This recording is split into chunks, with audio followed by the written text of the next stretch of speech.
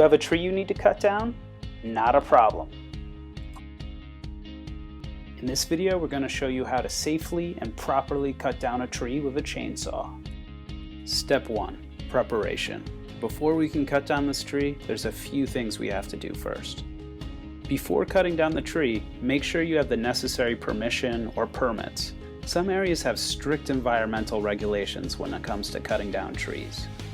Be very aware of what objects are in the fall zone of the tree you're cutting down. Houses, barns, garages, power lines, and fences can be damaged by the fallen tree.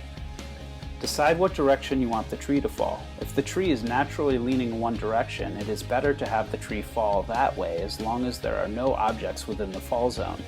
If there are objects in the fall zone, and the tree is leaning in that direction, you may want to get an experienced tree service company to come and remove the tree professionally. The number in the description below will connect you to a recommended tree service company in your area. Make sure undergrowth around the tree has been cleared before you begin cutting. You don't want to trip or get caught in undergrowth while you're trying to get out of the way of your falling tree.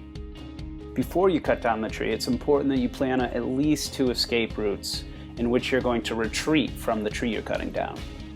Okay, enough preparation. Let's cut down this tree. Step 2, directional notch. We're going to make a directional notch on the same side of the tree you want the tree to fall. It helps if you find a landmark in the direction you want the tree to fall and line up your cuts facing that landmark. First, we want to make a top cut into the trunk of the tree at an about 60-degree angle, sawing to a depth of about 20% of the tree's diameter. Look at the image above to help guide you. Then make the undercut at an about 30-degree angle that meets up with the top cut. You should now have a notch carved out on the side of the tree facing the direction you want it to fall.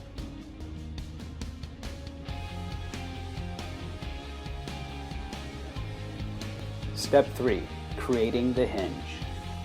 On the opposite side of the tree trunk, saw a horizontal cut a few inches above the level of the undercut. Stop cutting a few inches before you reach the directional notch we made earlier.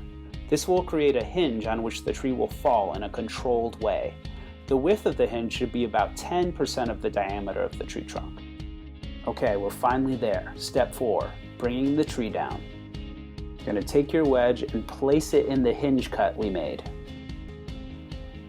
With the back of an axe or a long hammer, hit the wedge deeper into the tree until the tree starts to fall. Okay, now retreat from the falling tree using one of the escape routes you made earlier. Keep a close eye on the tree the whole time just in case it falls in a different direction than planned. Thank you for watching. If you have any questions or want a professional tree service to remove a tree for you, please call 877-673-8505 and we will connect you to the top tree service company in your area.